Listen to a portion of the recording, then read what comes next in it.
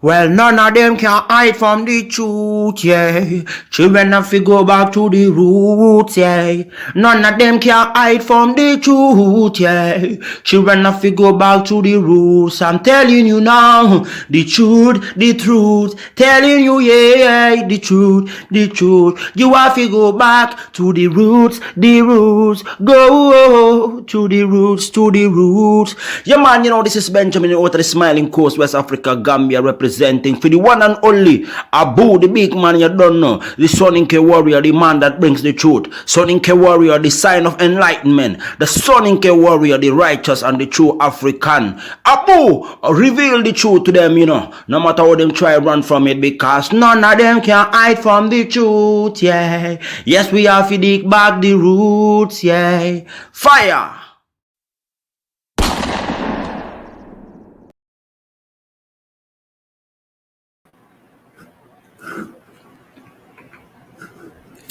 Ladies and gentlemen, welcome to the Afridamus Report. I'm your host, Afridamus.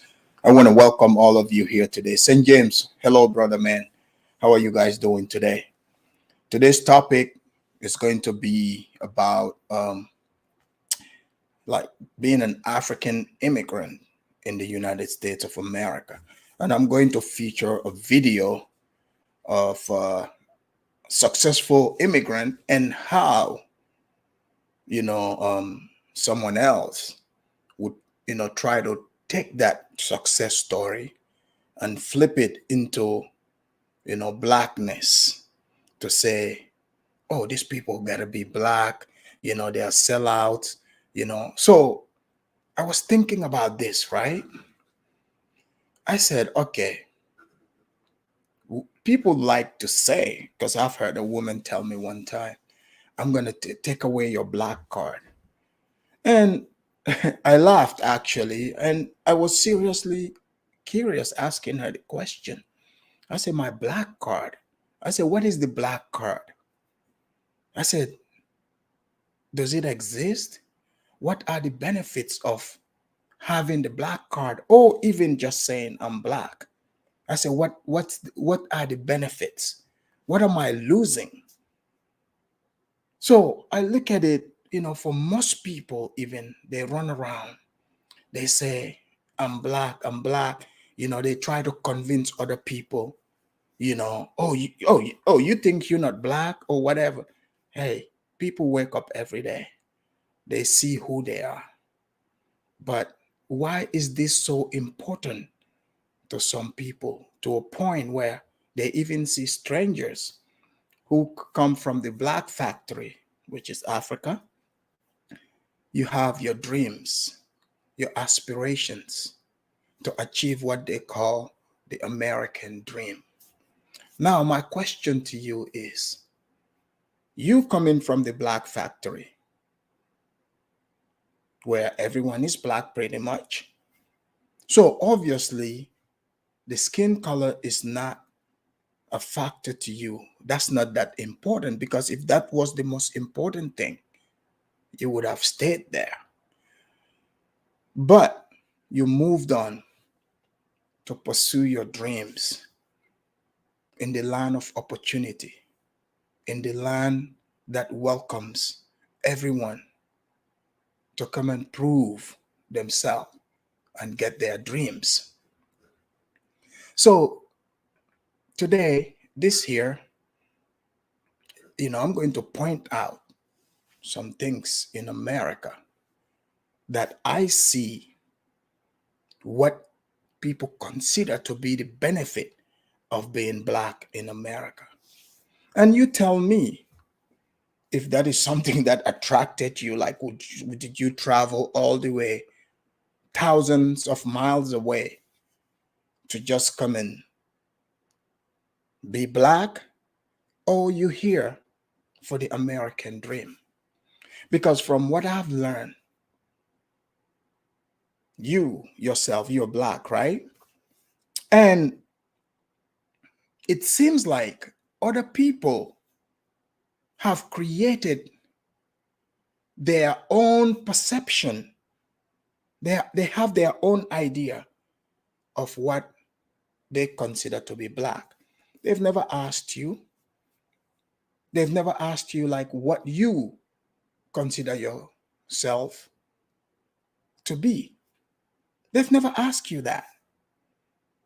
So it's like if it's so great, everyone would be gravitating towards that. Isn't that the case? But from what I've learned in America, what I've seen, anytime these people come out and say to you, oh, oh, I'm black, I'm this,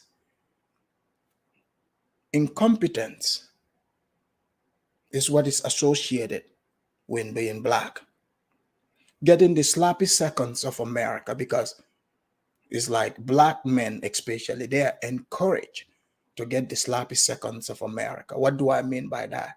Playing stepdaddy. And they're proud to do it. Being black means you being a grown black man, you don't people don't have high expectations of you. When you do certain things, they're like, oh yeah, he's black.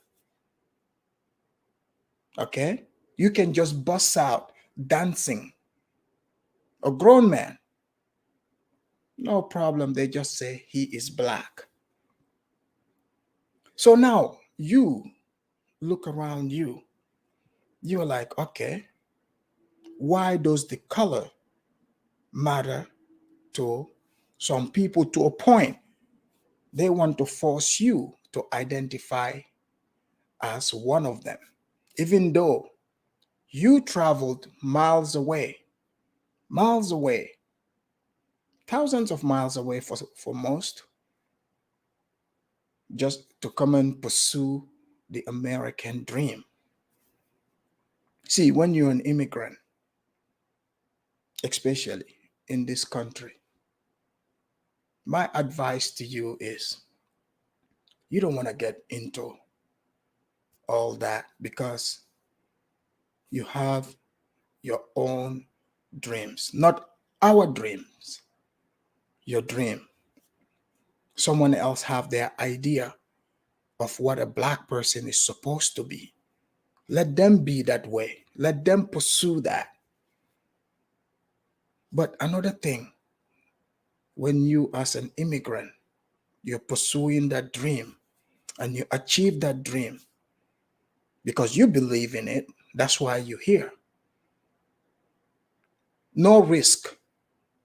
I'm not talking about dangerous or legal risk, illegal risk. I'm talking about every legal risk. You shouldn't be afraid to take it. You have to be like a butterfly. You change your life constantly. Don't be afraid to tackle the changes. Don't be confused about who you are. Other people are going to try to confuse you, because another thing about the people that would come to you and tell you blackness, the only other thing they would tell you is to hold on to victimhood. You have to remember, some people are addicted to being victims. And if that's what they want to be, let them be. No problem. Let them be. But if you copy that mindset, you would surely fail.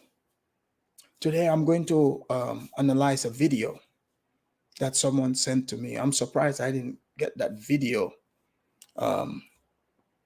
It's from a guy named Go Black to Africa. So he wanted to analyze a video of a Ghanaian immigrant who immigrated here back in the 70s to pursue his American dream. And he's achieved it. He's a high achiever, successful, have his children here. But now, Go Black wants to, he wrote a title.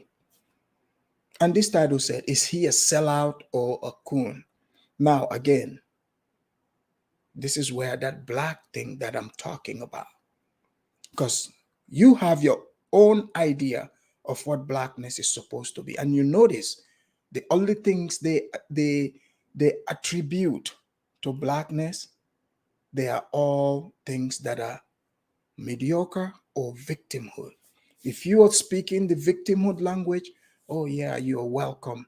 That means you're black. But what if I don't want to be a victim? What if my idea of being black is not being incompetent? What if my idea of being black is not being a silly person? What if my idea of being black is not to blame other people? But nobody ever asks you. They just arrogantly come and tell you. You have to adapt their mindset. But you didn't come here for that. You came here for the American dream. That's what you're here for. If somebody else hates America, hey, so be it. They have the right to hate America. That's their problem. That has absolutely nothing to do with you. People come to this country for different reasons. And if you don't think, hey, it's working for you, hey, good for you. I'm not here to convince you otherwise, but don't try to convince me to be a victim like you. Don't try to convince me to think like you. But I know why many that associate, that put so much emphasis in being black, why they would go against you. Because it debunks the narrative that they've told themselves. Because you see, many in America have told themselves that they didn't succeed because they are black. Or they say they having an American nightmare. Okay. People have different ideas of what they consider to be their dreams. It's not just one size fits all. People go for different things. As long as they are following and pursuing their dreams, you cannot come and tell them that no, you can't do this. But you see, in America, they promote the idea that you as an individual, you can be and do whatever you want. And this is true. That's been my experience. That's been many other immigrants' experience that I've seen. It doesn't mean you're not going to have difficulties, but yeah, but that's what being a man is about. You have to endure and overcome. So it's so much easier because it's so free. It is a very free place. This is why people are flocking to this country. But you, as a black skinned person, if native black in America, they will try to discourage you. Not all, but most, because that your hard work debunks the narrative that they are pushing, saying that there's these obstacles in their way. And for the most part, like, I'm not here to tell somebody, hey, you don't have obstacles in front of you. Because you see, in life, human beings, you're going to see what you want to see. You're going to see what you're fixated on. If you believe that somebody got a hold over your mind, somebody is more powerful than you, hey, you do that. But you cannot tell someone who came thousands of miles away to identify as you. It doesn't make sense. Russians, Chinese, Vietnamese, different people come here. Just like people coming from Africa, and all are coming here for that American dream. You don't see the Vietnamese or Chinese that's been here for ages trying to tell the other new Vietnamese that, oh no, you should be mediocre. so that you can mimic us. That's not what happens. They let them be. They encourage it, just like us. When someone comes here from Africa, right away, I would hope that, I don't even have to ask them. I already assume that they have a game plan, because if not, why else would you come here? What you come, like, because people that come and talk to you about this blackness, they don't understand, like, hey, you didn't travel thousands of miles away to just say you are hanging out with people based on skin color. If that were the case, you would have stayed right where you come from, because every majority of the people have the same skin color as you. But humans are going to be humans. So you have to ask yourself at some point, what is more important to you? What is more important to you? To put emphasis on your skin color, or pursuing your dream? Which one is more important? Let me put up this video here. Give me a second. I was downloading a video. It's almost at the end, and I will play this video and go through step by step, because you see, people don't understand, especially when people are in America for forever. They think that, they take for granted the freedom they have, because in America, people can express themselves. They call it the First Amendment.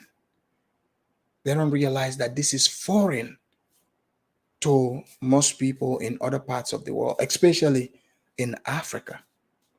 In most African countries, you cannot just say what you want, especially about the government, and be free. That's not how it is. In America, see, when you stifle one's thinking, when you stifle one's thinking, it takes away. Because if they shut your mouth and keep telling, no, you can't say this, you can't say this, it closes your mind. Because when you cannot express it, at some point, your thinking is going to be limited. But when you are open, in an open society where you can express yourself, it opens up your thinking, and you see how other people think as well, how they express that thinking. So it is an advantage. This is the advantage that America has over many places. That's why it is the place where people come to reinvent themselves, to come and pursue the things that they want to pursue in their lives. But now they have a history. There are people who are obsessed with just skin color. You don't want to get dragged into that, because that's not your thought process. That's not going to serve you, unless you want to join in into the victimhood mentality, where people just, they have low expectation of you. Then sure, you can do that. But that individualistic dream that you have, that only you can make that happen, because you're the only one that can see it. It is called a dream for a reason. It is called a dream for a reason. Nobody else can see it but you. So when someone else is telling you their dream of, whether that's based in their quote unquote blackness, hey, that's their dream. Let them dream their dream, and you dream your dream. Because from what I've seen, when you fixate on that, there's nothing to get from it. There's absolutely nothing you can achieve from it, at least not for me. I don't see any purpose in it for me, to be quite honest, because I'm not looking to be a victim. I'm not looking to be incompetent. I'm not looking to cry to anyone. I'm looking to pursue and follow my own lane in life. You notice I said my lane. I didn't say our lane. Because the last time I was having this conversation with some people in another channel, and they told me they were literally telling me how um oh, you should do this in Africa. Okay, but I don't want to. Maybe is it possible that I can't do it there? Is that a possibility? But these people, they have so much ideas, so many ideas about what you should be doing with your life. And I was thinking, I was like, okay, why are these people so fixated on their skin color? We all have the same skin color, but your ideas, the moment you think differently from them, then, oh, you're called a white person. Isn't that weird? So that means when you think straight, when you think of constructive things, when you think about things that are productive, they call that whiteness. That means they think white people are superior than them. This is why they use the word white supremacy.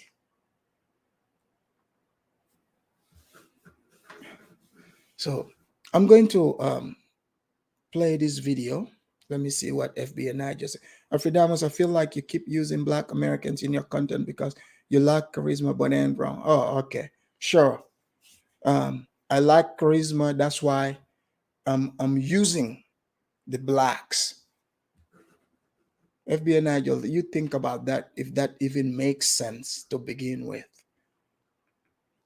Okay, I'm going to bring this video up, and I want you guys, to watch this with me, and I'm going to dissect it. I remember, and still in regular America, when someone achieves, they work from the bottom and achieve their dreams, like it's no different from somebody coming from the ghetto, you know, someone coming from the ghetto, and working their way to achieving their dreams is something that is inspirational, is aspiring.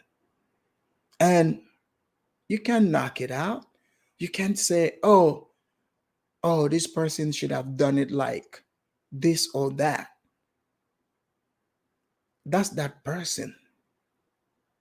If you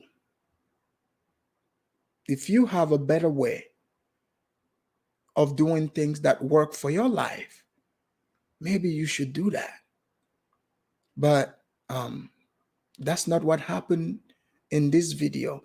And the video I'm about to play, this is going to give inspiration to Africans that have real dreams,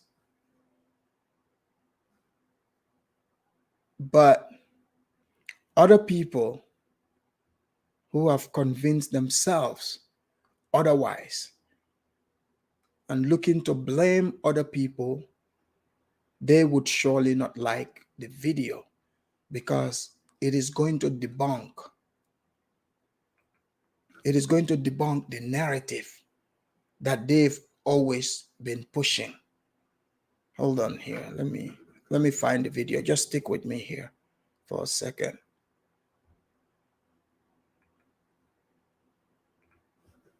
Let me bring this up.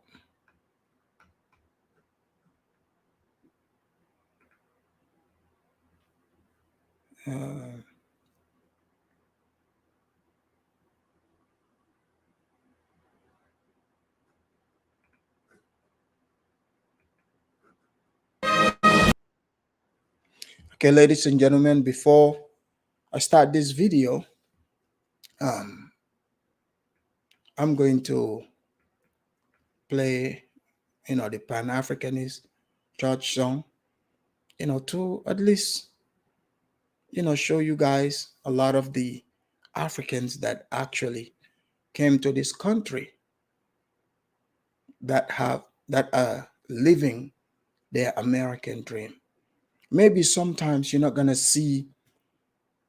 be like most people running around with their cameras or telling people, hey, look at me, this is what I've achieved.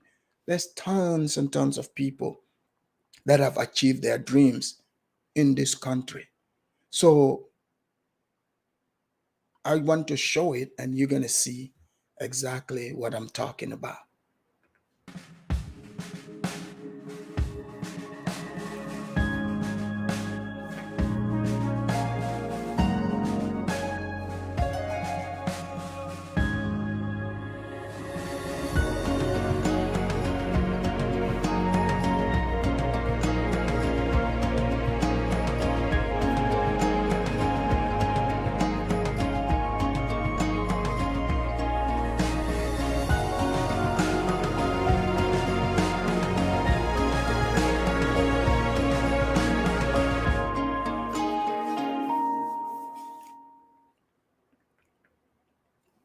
Thank you. So, ladies and gentlemen, this video that I'm about to play for you, you especially as an African, just pay close attention. If you think deep about it, this is what got you from wherever you come from to pursue your dreams. Your dreams, people. Remember, I'm not saying our dream, your dreams. But now, the man that you're about to see, he's from Ghana. I checked him out, but other people, since they are obsessed with skin color, and obsessed with victimhood, they are going to go against the man's success. I'm about to show you.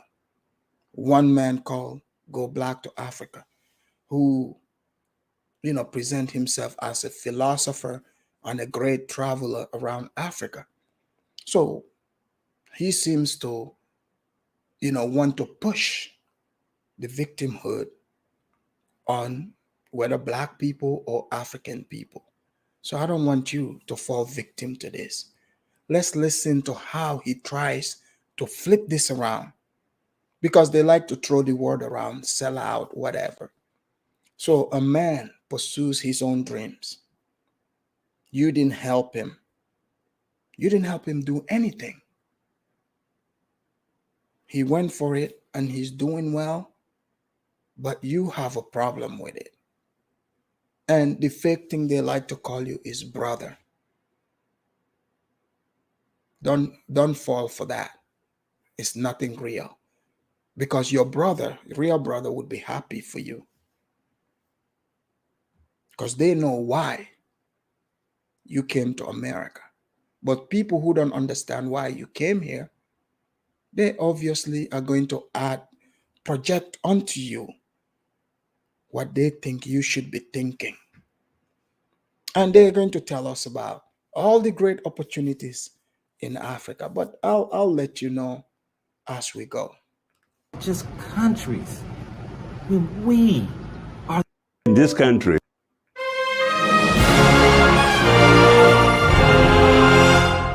What's up, family? This is your man, not your boy. Go Black to Africa.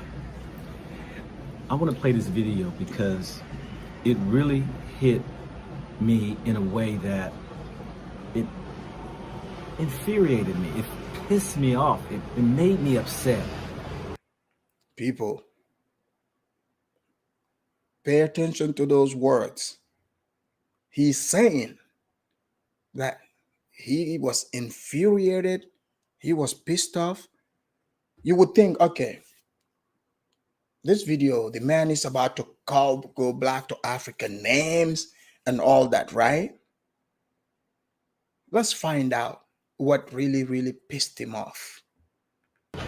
That how we can give allegiance and respect to countries, not just talking about America, but just countries, when we are the people who makes and creates the countries. Again, this is why I say don't be blinded by the we. This man is born and raised in America. He's an American. But he wants to align himself, not to help immigrant, somebody that immigrated from Africa. He is trying to tell them where their allegiance should be and what they think. So this man, he immigrated from Ghana, and people that are from his region or wherever in Africa, his story would definitely be an inspiration. But you would ask yourself, after you see this story, why would this pissed off a regular, good-hearted human being? Listen to this man, family, and how he is so proud of being an American, that he left Africa and believed that America gave him an opportunity when he doesn't realize he's the opportunity. So check this out. Please listen to the end of this when I share this with you. If you don't succeed in this country, the fault is on you, not the white people, not the government, not anybody. You, the individual, you got to help yourself. I knew someday if I got a chance to come to America, I'll be successful. And thank God, 1977, I met an American who helped me to get an American visa. And I arrived in this country February 5th, 1978, with $100 in my pocket. See, so this man, like I said, many immigrants that come to this country, they already have their dreams. He believed in himself that all he has to do is come to America and he will succeed. I applaud him. I respect a man that is a pioneer. The man that travels a road that no one paved for them. But since Mr. Go Black, he's saying, oh, the people don't realize they are the opportunity. Is that correct? So they like to use twisty words. If that is true, then why do we have people in America that constantly cry and complain?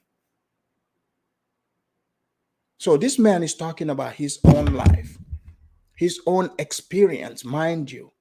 So far you haven't heard him say anything about Go Black. I highly doubt he knows who Go Black is.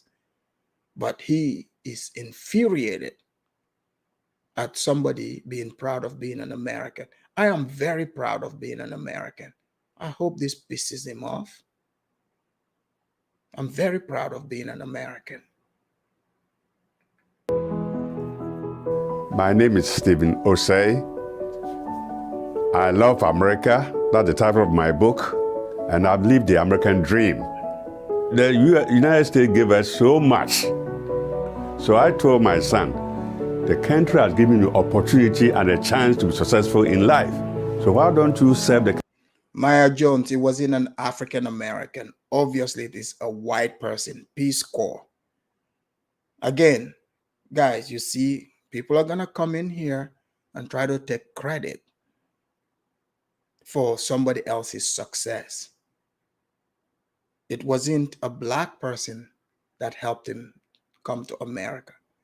It is a white person. Peace Corps. You don't see black people in Peace Corps. At least, in Africa, I haven't seen them. being Peace Corps, they are usually white people. Country as a kind of payback. Without America, where would I be? Without America, where would you be? In Ghana, I couldn't have probably sent you to university. I couldn't. But because of the opportunities that are here, and they've given you a chance to be successful, you also go back and serve them. He said, which one do you study? I said, join the Marines. Those are the tough guys. And he did for 12 years. The first 7 years, I was here by myself. All I did was to work 8 hours at night, 8 hours daytime. No car, no girlfriend. All I did was to save money. This is the story of most immigrants that come here. They work hard, non-stop. Some people 2-3 jobs, just saving their money. Just focus on what they are doing. They are not in anybody's lane. They just focus on what they are here for. So the man is not, obviously, he's not in anyone's way, just as other immigrants are not in anybody's way. No one's stopping you. You can do the same thing. But no, you'll wait till the man, reaches where he wants to reach and try to criticize him. I believe that there are some people who believe that they've been forced not to study. They've been forced to fail. And I don't believe that. Look at this country. Freedom is everywhere. Good schools, good teachers. Everything is possible in this country compared to other countries. There are no freedoms. You say something against the government, you end up in jail. Ghana is a common practice. I live in a village with my father who didn't go to school, my mom, no school. Our village, there was no electricity, no running water. That's how I grew up. I got my first shoe at age 12 when my brother picked me from the village. By staying with my brother, I was able to go to school. Went to elementary school, went to secondary school. Guys, so far, this is a very, very inspiring story. Oh, you guys see, some are already, getting pissed off. Steve, he said, I'm being racist against blacks. He said, oh, Go Black is an ex-soldier and he's very successful in America. Hey, it doesn't sound like it. If you are allergic to other people's success, that doesn't mean you're successful, because you are looking out to other people to try to throw salt at their success. So before you speak, you better wait and hear what Go Black is going to say, because you might, you're going to get, if you're an honest man, you'll be disappointed. But I'm guessing you're black, so you're going to side, go along with him. Then I went to Wesley College, and at that time, President Kennedy was in charge. And 3 of my teachers were Americans who were in the Peace Corps. So I had an idea about opportunities that were in this country compared to other countries. People come here to better their lives. They see opportunities in this country. So many opportunities for their children. That's why they want to come here. Can Republicans and Democrats work together and solve the issue? So if I were to give Congress advice, I'd say, look here, give the president, say $5 billion to build the wall, whatever he wants. Unless those DACA students stay here, let them become citizens of this country. They are well educated. Some are serving the military. Why do you want to send these people back? What are they going to do? I have a wife, 4 kids, 7 grandkids, and 1 is on the way. 3 of my kids are brought from Ghana. All of them finished university. They all finished their masters. So all my 3 kids are very successful. Isn't this amazing? So this man, he's living his dream. This is something to aspire to, right? You see some village kid somewhere, or some poor kid in some city in Africa. They see this, it would be an inspiration for them. Oh, new immigrant in this country. Not even new, but if you've caught the victimhood bug. Maybe this would help you snap out of it and reinvent yourself. It's never too late. The opportunities are everywhere. You just have to focus and go for it. So this man is a great inspiration for many. Successful. So I'm very grateful to this great country. So the fact that you are born poor doesn't mean you should grow up to be poor. You don't have to. Look at my story, read my book, and you will see step by step approach to being successful in life. Stay in school, study hard, listen to your teachers, avoid bad groups. And I give thanks to God that I made it from that humble beginning all the way to owning a Mercedes. Something I never dreamt I could have done in Ghana, never. Opportunities are here. That's why I'm proud to be an American citizen, and I'm happy to be here. Sir, I understand why you're proud to be an American. I'm there with you. Continue being proud. You're living your dream.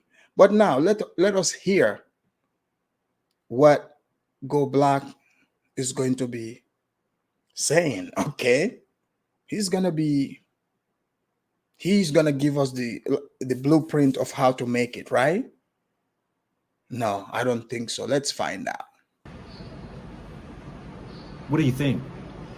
Now, you're going to say that what a very motivational, inspiring video.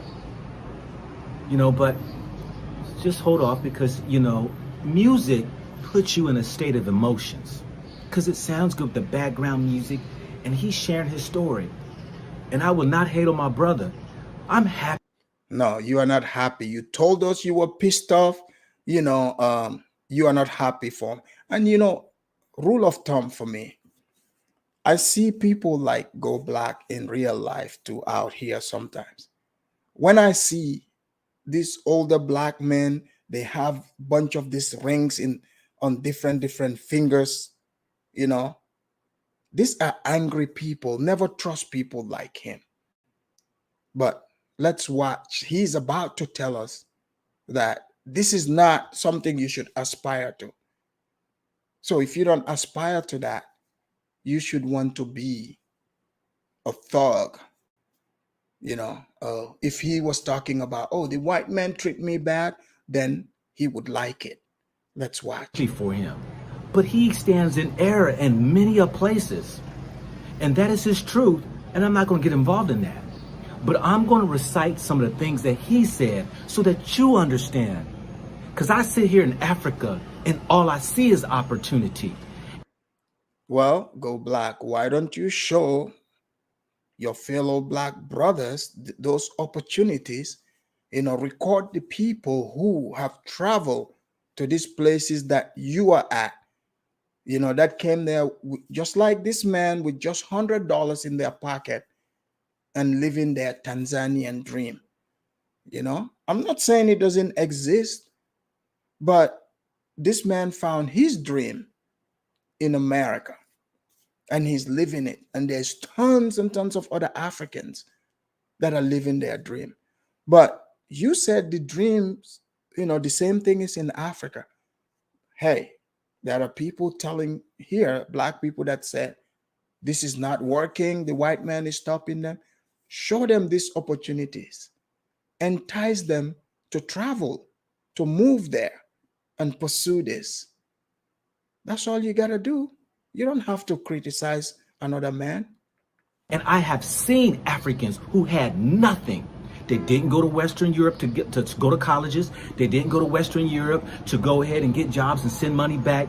I have interviewed people. I have talked to people who started with nothing and grew and built their wealth or their kingdom or what have you. Oh, people are building kingdoms in Africa still, right? African Parasite, you're absolutely right. Tanzania has the opportunities are so great there, he had to pack his bags and leave. Is this what he wants us to believe? So he deep down, think about it. Deep down, this man is trying to, take a dump on this man's dream. And I know why he's doing it. Because this debunks what he tries to promote, to say America is a racist country. America, you cannot make it because the white man is in front of you. But these people are so contradictory. If America is so terrible, same people are vouching and saying, oh, you should allow the Haitians in, and they black. Why would you invite your fellow quote unquote blacks into hell? Have you ever thought about that? They say America is so racist, but the same people, they say the white man is going to be in your way, blah, blah, blah. But when they try to turn away those Haitians who are black, they say, oh man, oh, these people are racist. Look, you are going to find what you're looking for. If you're looking to complain, to be a victim, that's all you're going to see. Plain and simple. But you cannot tell another person to be that way. I don't know what's happened to this quote unquote men these days. These are grown men. You know, it's not normal for men to have this type of weak mind. It's not normal. Men are supposed to endure. Men are supposed to find solutions. Men are supposed to be able to pursue their own dreams and conquer. That's what it is. But let us hear Go Black tell us how people are building kingdoms in Africa. You know, this Stephen Osei, the Ghanaian man, he ran away because it's so easy. It was so easy for him in Ghana. He ran away from there. Is that what this man wants us to believe? Come on, man. You, just like he did. Let's start with what the brother said from the beginning. Let me answer Stephen T. He said, wait until the time comes when a cop pulls you over because of skin color and harasses you for... Dude, I've been pulled over by cops plenty of time before. And I can assure you, that's because I used to drive hoopties. When my American dream kicked in and I was able to afford my Benz and my Cadillac trucks, I don't get pulled over. I don't. So what are you talking about? Well, you know, I got pulled over by cops before many, many times. And the times that I've been pulled over is because I was speeding, expired tab.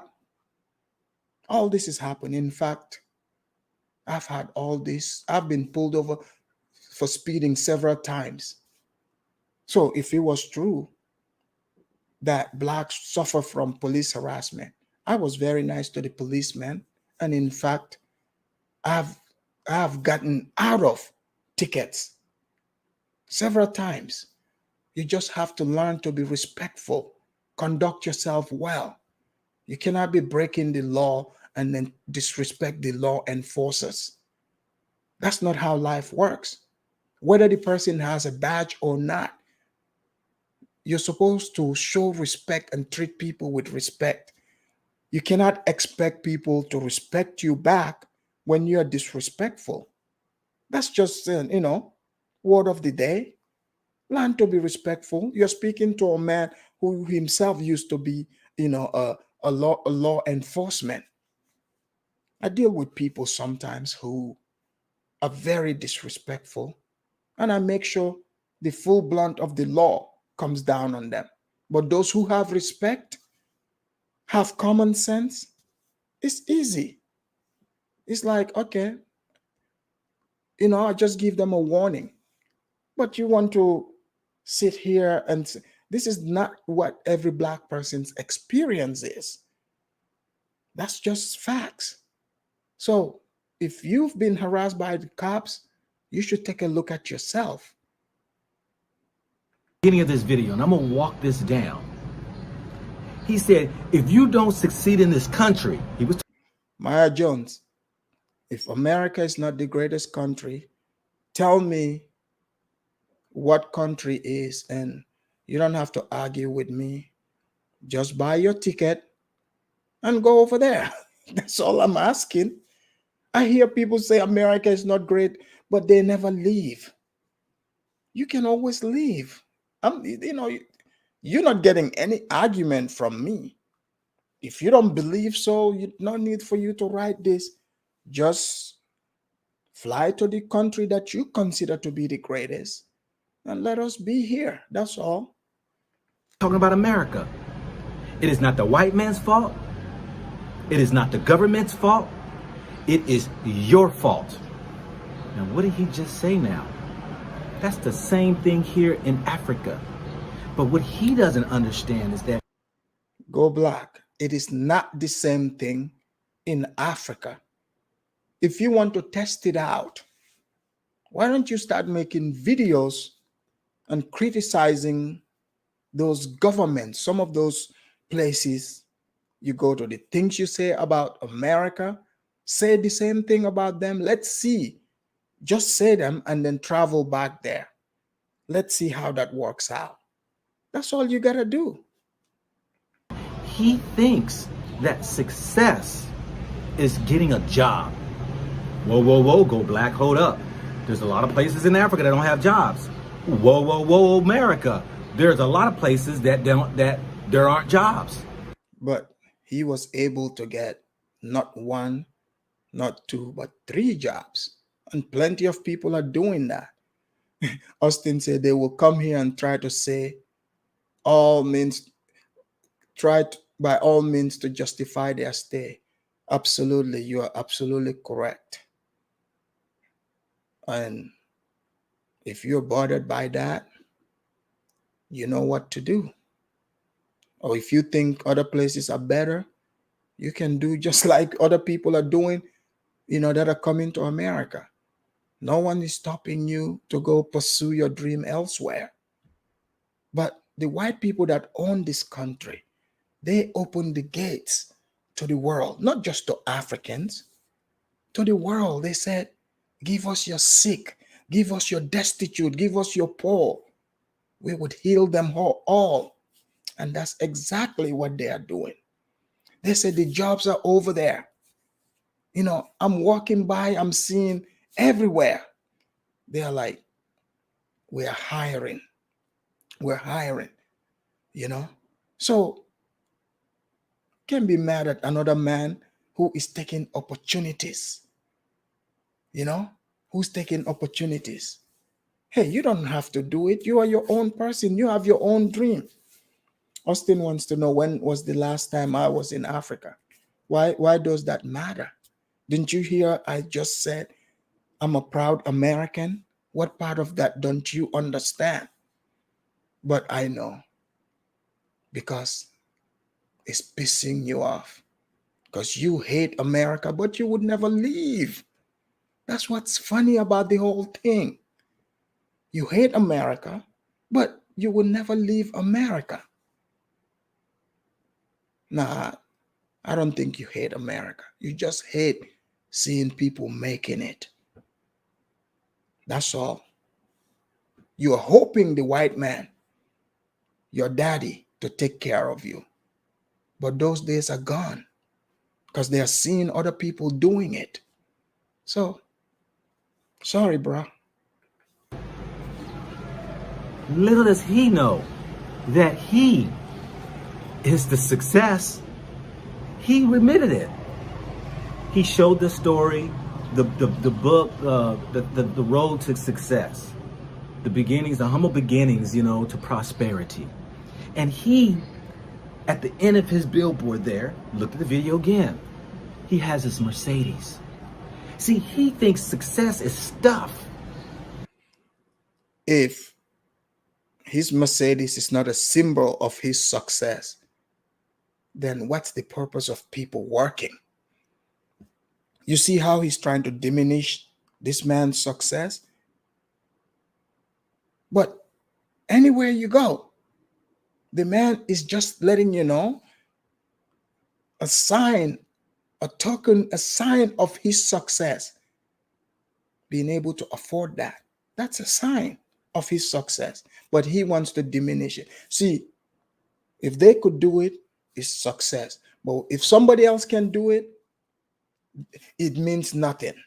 I want you guys to see the hypocrisy here. And the man needs to understand. Ain't no one coming here trying to say they want to be into all this blackness mess. People don't care about that stuff. You're the only one that cares about that. But let's continue. That's because what they told us. But let me stay on track here so we can walk this down. Because my man here, he sits here and he already confessed. It is not the white man. It is not the government. It is you who have to do the work. It is you who the opportunity is in. It is you who will have to get up every morning to go to school. It is you with your attitude, if you're going to respect the teachers and learn the material. It is you who's going to have to go out and search. You who's going to have to push yourself. Colleges don't do it. Do you guys see what he's trying to do here? So he's repeating exactly what the man said, but he's trying to fast talk you to make it sound like, oh, it is you. Like, yeah, the man just said it. You gotta get up and do it. But I know exactly what he's going to say. Oh, you can do that in Africa. No, you cannot. If those opportunities were available to him as much drive this man has, he would have done it. So you cannot sit here and legislate and say somebody has to stay where they are born. If you're born in the hood, why don't you stay in the hood? You don't need to leave the hood to go to, the white areas to pursue your dream. Just stay in the hood. I don't know where you guys came up with this rule. Remember, your white masters that built this country, they are not from this country originally. They came from Europe. So you need to wake up and smell the coffee. Think about it. There is no classes in college that is subject matter about pushing you. Now, you might have some psychological classes to learn about the psyche of man. They don't teach you how to get up in the morning and go to class. They don't teach you how to go study at night. They don't teach you to motivate and to build yourself up when you have other issues within your life going on, whether you had somebody in your family died or whether, you're dealing with, some issues on everyday life. They don't teach you none of that. They don't teach you how to persevere and continue to fight through the hard classes and the low grades. They don't teach you when you have to deal with maybe some biases and prejudice on the campus you are. They don't teach you none of that. It is in you. When I used to coach at the high school level. Did you guys catch that? It didn't make any sense. So this guy, he goes, when he's making videos, he goes into these rants, that do not make any sense.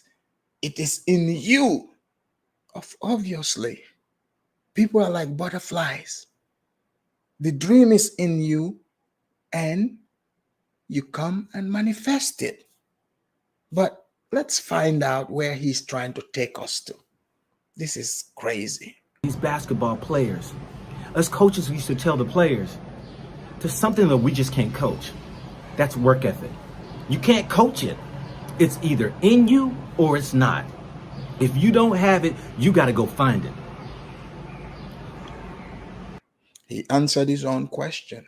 The man cannot find these opportunities in Ghana, and he left to go find it. Here, he's talking about opportunity. Now, what I'm going to do is break down these words of successful. What is successful? Every man has his own place of success. You see what he's doing? Now, all of a sudden, every man has his own success.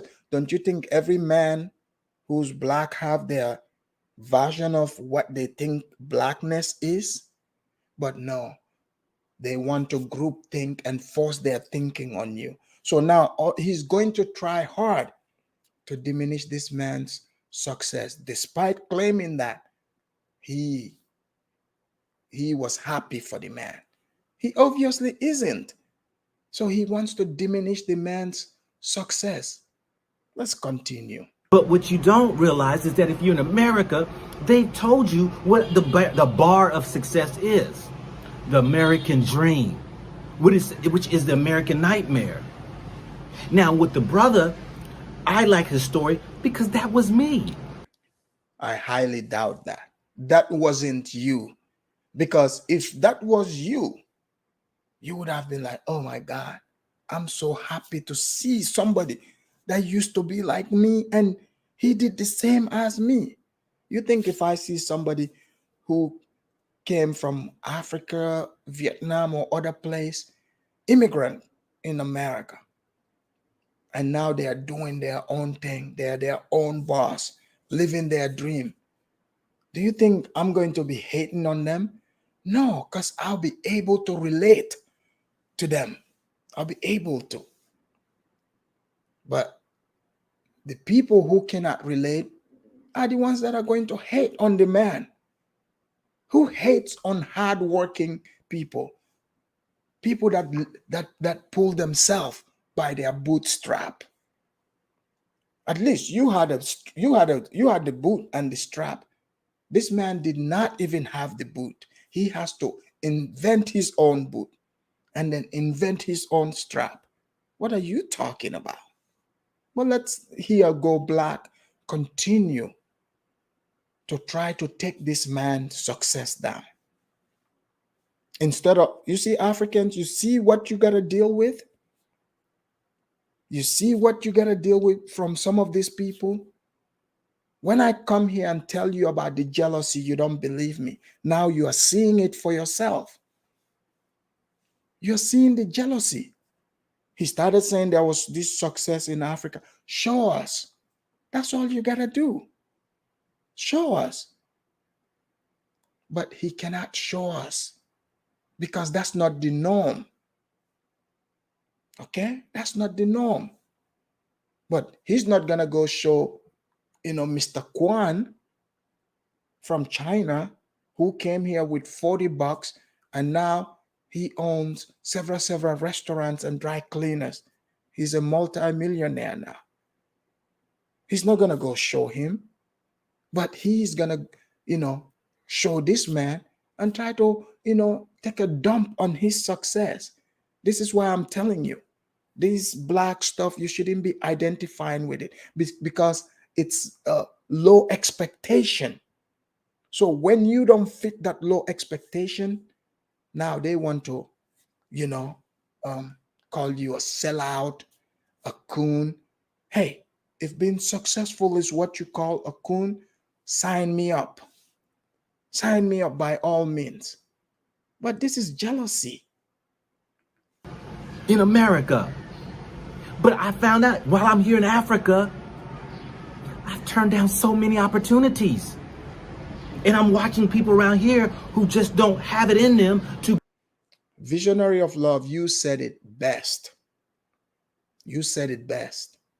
Jealous is, oh, I hate this place, this person, so you have to hate it too. You said it best.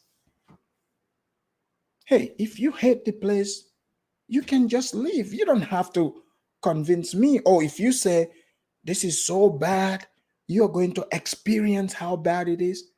Hey, give me the opportunity to experience it on my own. But is it because you're just making up stories? It sounds like it. Just like this guy telling me, oh, you're going to get pulled. Wait till you get pulled over by police. I've been pulled over by police many, many times when I used to drive a hoopty. Okay? I'll tell you right now, if you want to, get out of the police's radar, drive a better car. Don't drive hoopties. Hoopties are targeted. I just gave you a secret. You're welcome.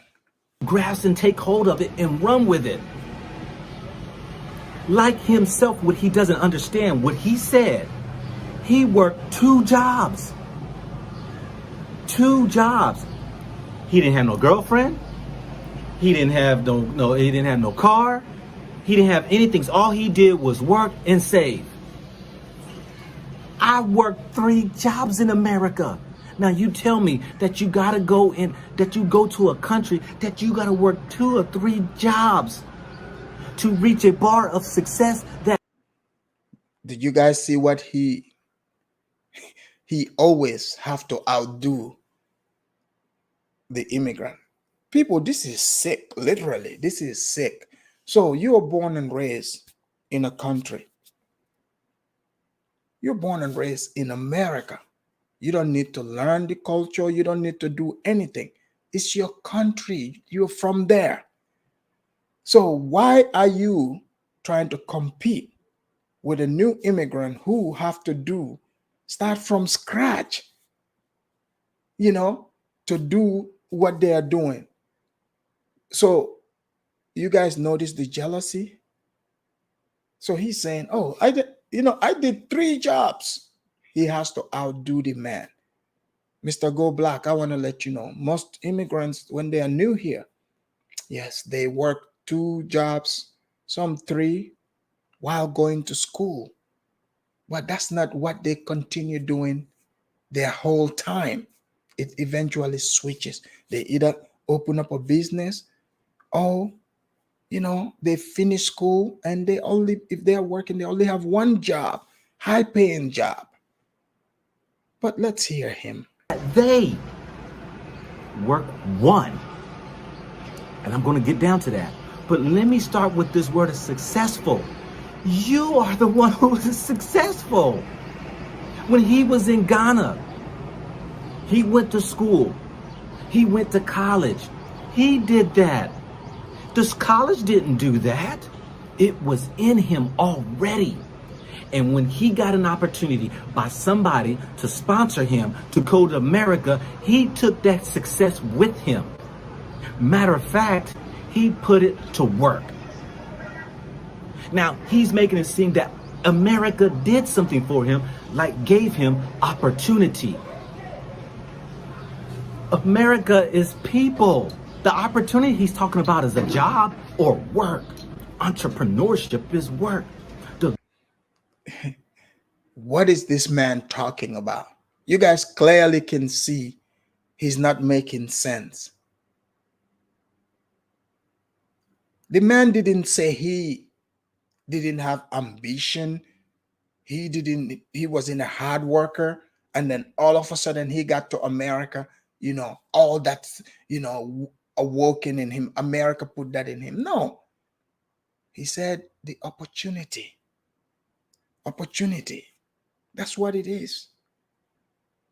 Hey, you can be the greatest player, but if you are not put in a stadium to show it, no one will ever know. Okay? Until they put you on that football pitch, then people will know what you are capable of. But until then, you cannot. So he's not making sense. Very intellect that you have. You are the creator. You're the one who has to do it. Not America doesn't do that. He went to America to go work. There's work here in Africa. Even back in the 1977s, there are people who had it in them to be able to be agriculturalists, who invented stuff, who had the minds and creativity. Yeah. Is that why we have all those rich farmers in Ghana and all those rich college graduates? Guys, Africans, I hope you're paying attention. You hear these people? This is their way of telling you that you shouldn't, they don't want you in America. Imagine if they had the power, you wouldn't come to America. They want you to hate the white man who opened the doors and say, hey, come in. The opportunities are here. Come and pursue it. So he is trying to convince you, me, and everybody that this man who knows himself more than anybody, he knows his own condition, and he's telling us that he's grateful for America. I know that's what pissed him off. Grateful for America. He pursued his dreams in America and achieved them. And if he were in Ghana, he wouldn't be able to afford college for his kids.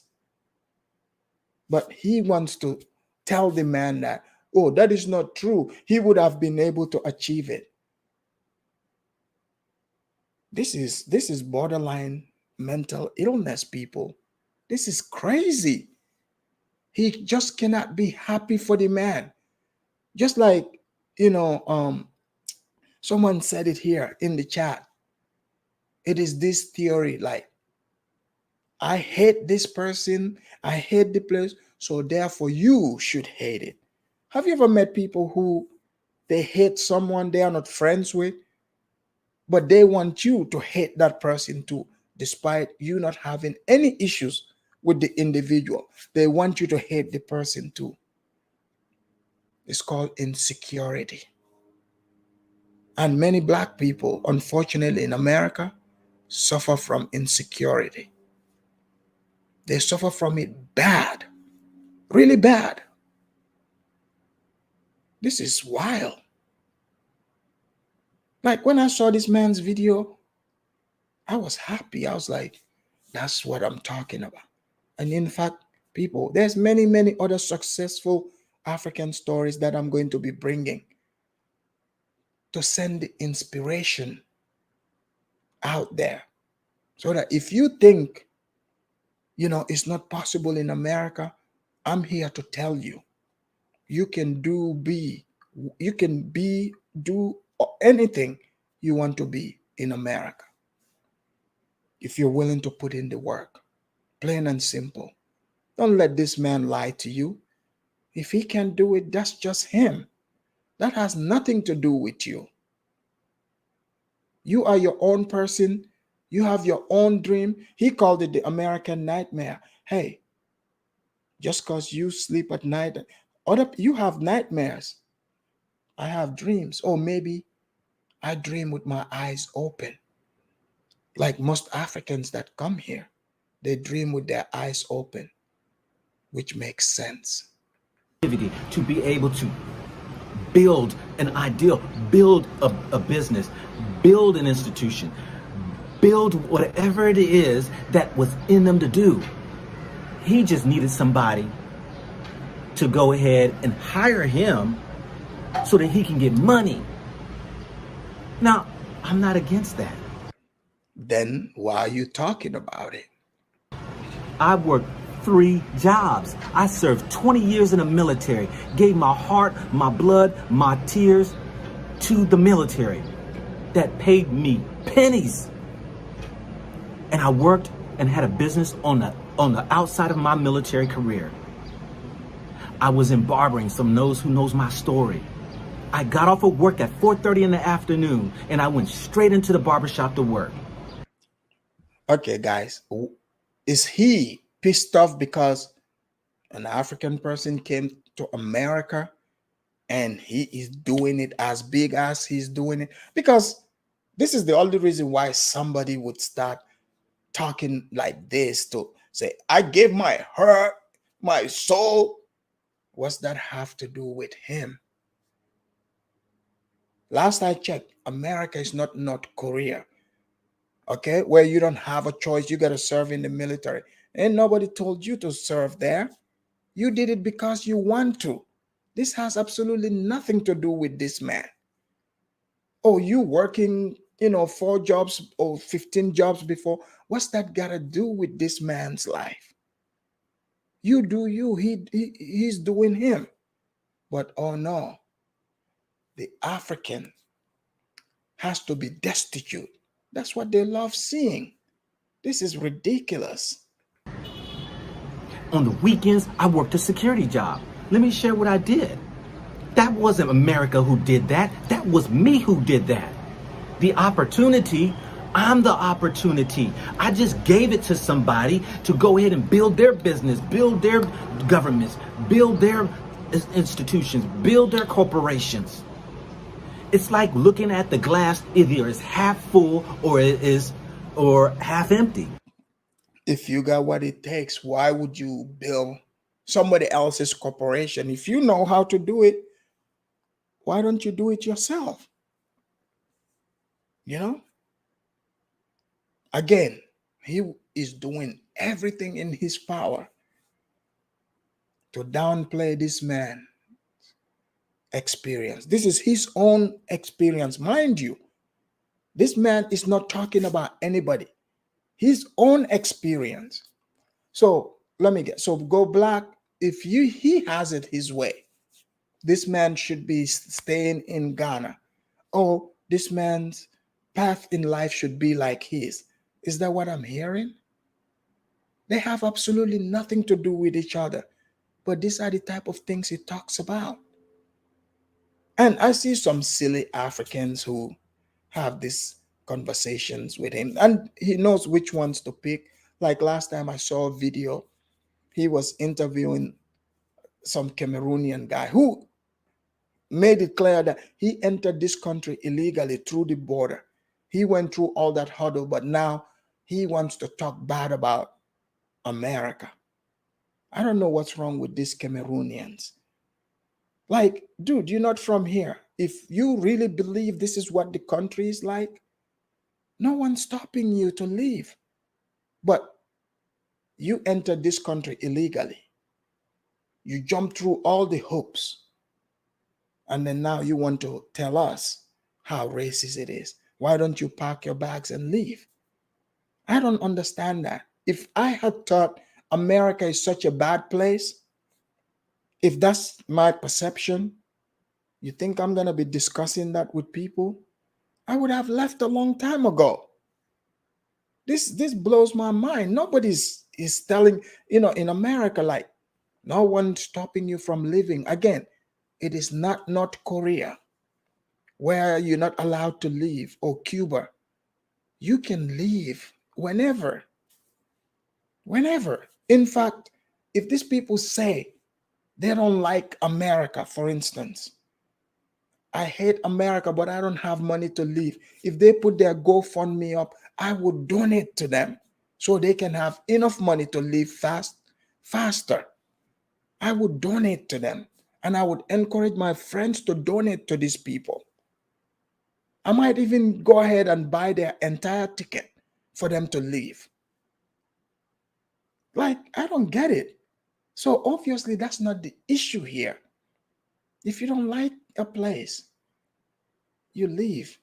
But you don't have to try to convince another man, to hate the place too. They got eyes. They got their own senses. Is it me giving them the opportunity, or is it them giving me the opportunity?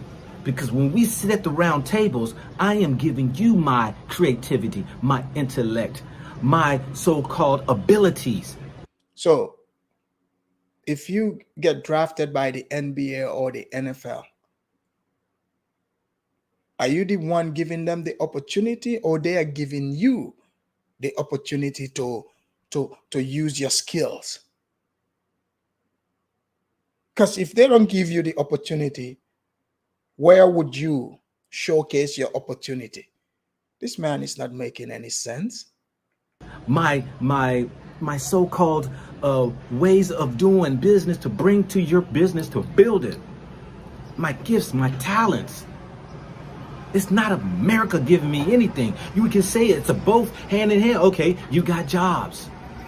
How many people don't work for people in America who are entrepreneurs?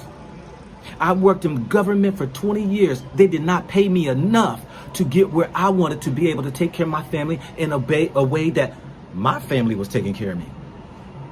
So I had to work another job on the. So again, you guys see this, right?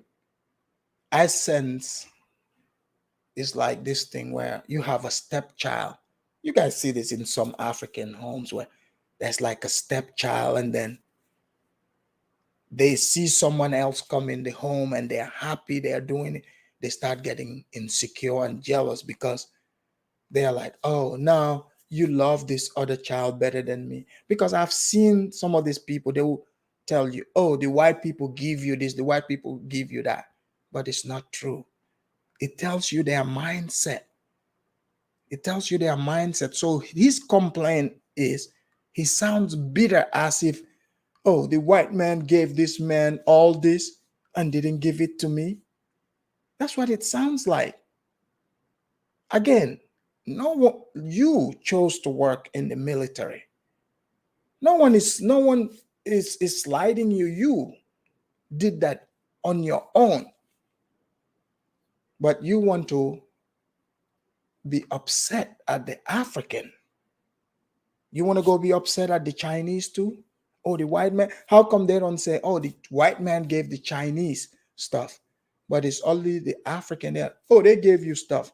It tells you their mindset about this blackness stuff, because they don't believe that they can do it on their own.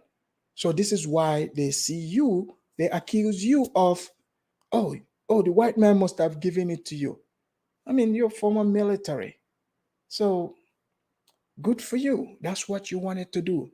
But how can a man who served in the military, go from being seen as honorable to dishonorable?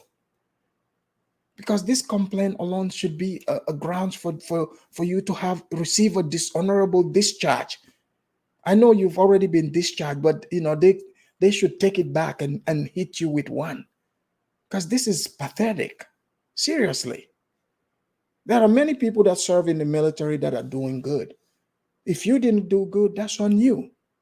That's not on other people. Side, and I got off of work at 4:30 and went straight to that barbershop until 9 o'clock at night. And on the weekends, because in the weekends in the military, I only work Monday through Friday. But Saturday and Sunday, I went in the barbershop, got off at night, and I went and worked a security job. That was me who did that. It was not America. But I understand that he wants to give thanks to America for giving him the opportunity. Africa has the same thing, but let's keep in mind. But he didn't get that there. You guys see what he's doing? He was in Africa. He himself. If he could do what this man did in America, and he saw those opportunities, why didn't he take them?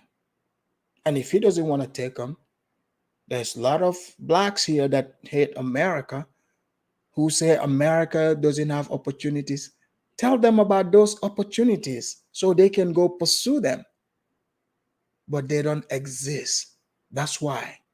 They don't exist. I don't get this guy. Family, we have to keep in mind that government and America are people. It is not some entity or some brick and mortar that's standing there by itself with a door open and say, come in. It is we who are giving the jobs, giving the jobs and the different crafts that people, skills that people have, for them to go ahead and utilize their gifts, giving it to that company, the corporations, institutions. And so then he is giving his homage to America, but then he wants to make it seem like Ghana or the rest of Africa is nothing. Have you guys noticed in that man's video that we watched, he didn't say anything about disparaging about Ghana or Africa in general. The man didn't talk about any other place but where he came from. Where he came from. But now he is blowing it. Oh, he's saying nothing is in Ghana and Africa. The man never said that. The man just told us what his history was. That's all. But now he wants to blow that out of proportion. See, this is the thing. Like, you guys notice, sometimes I would have these discussions with some of these people, these quote-unquote Pan-Africanists. They cannot stick with what is real because they are too much in their heads. So they fabricate these things that they really believe is real. But the moment they face somebody that has real common sense and you challenge them to it, they just start coming up with things blowing things out of proportions. Oh, what about this? What about that? The man never said anything bad about Ghana. He just stated what his reality was. And he didn't say that about any other country in Africa. He spoke of where he came from. That's it. But this is what they do. When it's the people who are the ones who giving the abilities to build. It's just he don't even know the history of why Africa's been so stagnated, no electricity, no running water, for many a years. When you give a people a country back, and his was in 1977, and they weren't even the ones in charge, and you just tell people, here, have it, run it, and you. So, again, you guys see, they are experts on African people and their countries. So he knows that man's country and his condition more than, he knows that more than the man himself. That's what he's, if you know so much about Africa, that means you got great knowledge, right? Don't you think you should have the same knowledge or more about the place where you were born? But like, again, he's going to go in to try to make the man look bad, but he's failing miserably. If he's complaining to white daddy, that's what I'm seeing here. How do you allow these new blacks to come and take over? But they're not taking from you. The man is living the American dream, not the black dream, the American dream. You say you have the American nightmare? Hey, maybe you should try the African dream. There are some who are living the African dream. They left here. They're over there doing it. You can join them. Simple. And then the colonizers leave out, and we got to figure out this whole thing, that what was put in place, that's called a so-called society economy. How do we continue this? But let me also break this down. He doesn't realize that when he was working his 2 jobs and I was working my 3 jobs, we had to work 3 times as hard than our counterparts who were Europeans. Bingo, here we go. I knew at some point the white man, all this at the end is about the white man. So he's about to tell us he worked harder than the white man. So again, you guys notice the difference, right? The immigrant that came, he has no complaints but gratitude and love for the country that gave him the opportunity. But now you have this man saying, now he's going to point fingers at the white man. He worked harder than the white man. That's what he's about to tell us. Let's hear him out. Why is that? Yes, there are poor white people. There are more poor white people than black people. But guess what? When I got up, because this Barter, he thinks he's reached success because he got a Mercedes. I've seen more Mercedes here in Africa than I've seen in America. He's seen more Mercedes in Africa than in America.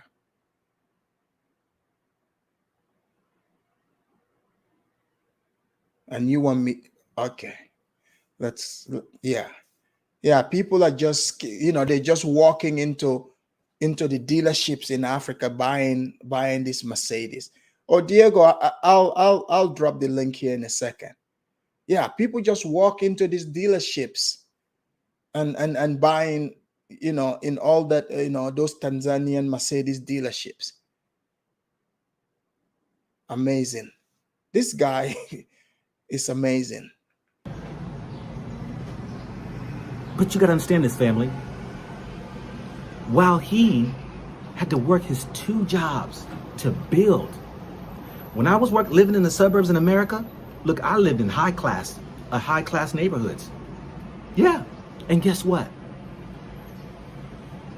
What I found out with the conversations with my white associates, they sat at my dinner tables. We had our barbecues. I had my business in a white community. I've heard them talk. Majority of them who were living in those houses in the Prestige neighborhood I was living in, guess what? Their mama and daddies put down payments on their houses. Their mom and daddies assisted them. That Again, he has to make excuses. Fine. If you don't have a mommy and a daddy that can put down payments for you on stuff, hey, you got to work with what you have. You cannot change the card that you were dealt with, the hand. If you're playing poker, they give you your cards. Are you going to complain and say, oh man, the hand is bad? You continue to play. Plain and simple. generational wealth.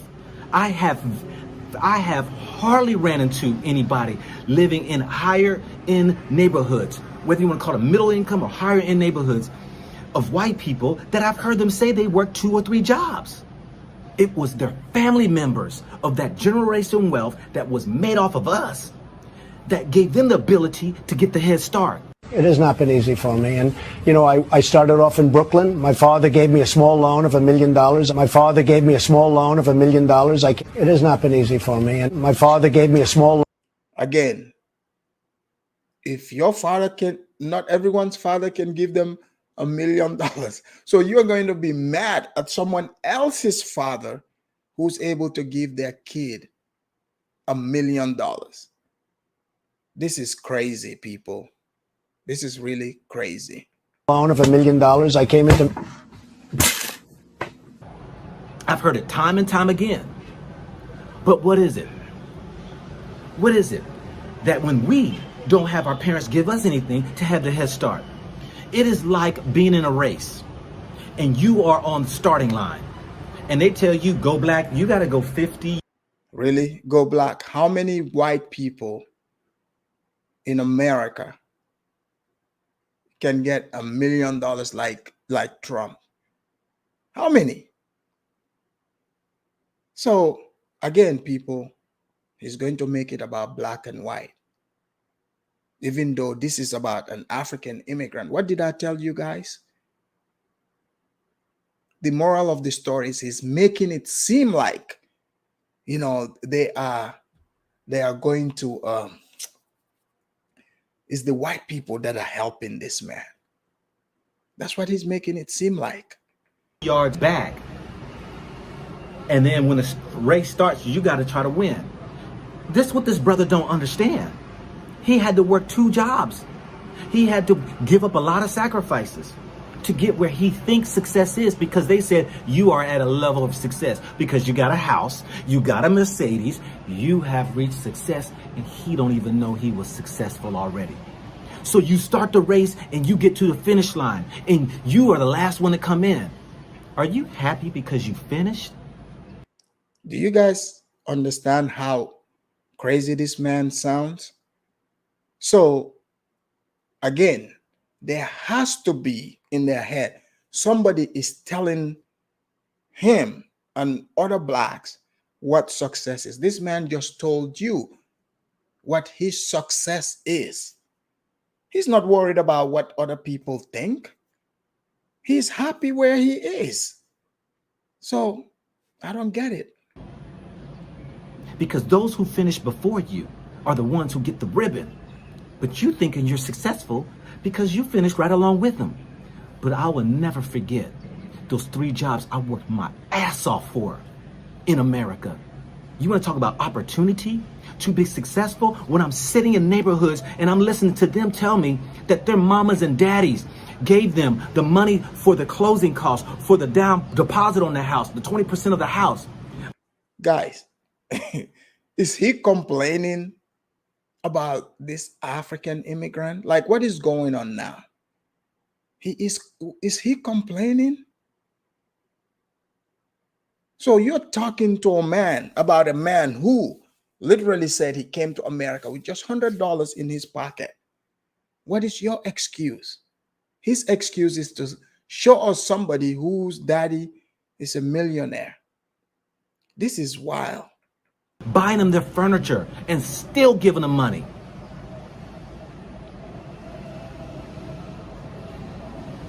And I bust my ass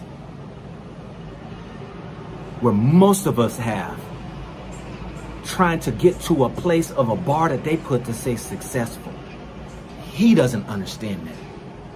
But you come to Africa, I'm telling you, the doors are wide open for the intelligence you already have, the successfulness that you have, the opportunity that is in you. I keep telling people that. Is he serious right now? Is this guy serious? How did he make this story about himself? Like, so he's telling us he worked all these jobs. So why is he even telling us this? Victimhood, victimhood, victimhood. They keep asking me all this. Does this business, will it be successful in Africa? Are there opportunities in Africa? You are the opportunity. You are the success. And when you believe that, you can take that wherever you go. He took his success to America. Is that okay? I've told y'all, everything I touch turns to gold. To include this YouTube channel and watch it grow. I never asked for it to be no YouTuber, if you want to call it that. I don't even look at myself as no YouTuber. But look at it. This is what's funny. I see people, they're on YouTube, they make videos, but then I'm not a YouTuber. I believe when you make videos on YouTube, I think the word you call a YouTuber. But okay. Oh, I'll just take your word for it. Watch my subscriptions. They're growing. Making more money off of YouTube. I didn't do this for no money. He's trying not to laugh. You guys see his face here? He is trying so hard not to laugh. This is wild. I'm already telling my wife, look, the money comes when you stand in righteousness. What is created, when you tap in what the Creator has put in you, nothing can stop you. I don't care if you on a desert island, the creativity will come to you to be able to build wealth. No America can do that and give that to you. It's you who have to go to work. It is you who are going to have to save money. It's you who have to strum up the energy. It's you going to have to figure out ways. It is you. It is not America. All right. We've had enough of Mr. Black. I'm going to bring in my callers here. Diego, welcome to the show. How are you doing, Afrodamus? Can you hear me? Yes, I can hear you. And St. James, welcome to the show. Yeah. Thank you for having me, man. I appreciate it. Yeah, thank you for having me. What do you guys think about what you heard so far? Nah, to me, it's sickness.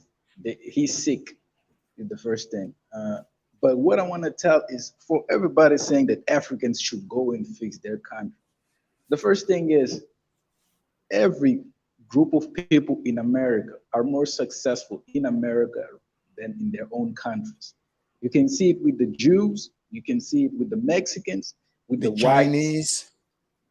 Everybody is more successful in America than in their own countries. That's the first thing, because of the prosperity that America has. Mm-hmm. So if you go to America and you do all the background and you're clean, there's no problem in you chasing your things. Now, as far as not seeing opportunities in Africa, the same way he saw opportunities in Africa, it's the same way that guy saw opportunities in America. It's simple. You see, all of us, we have our own vision, and we should chase our own vision. You understand? So I don't see a problem. You see? So to me, this is all conversation. It's just nonsense. Yeah, it's I don't know if he's like reaching for to push this victimhood, the victimhood narrative, because he's telling people, oh, black people, it's hard for black men to make it in America, because of the skin color. Africans don't come to America is stuff.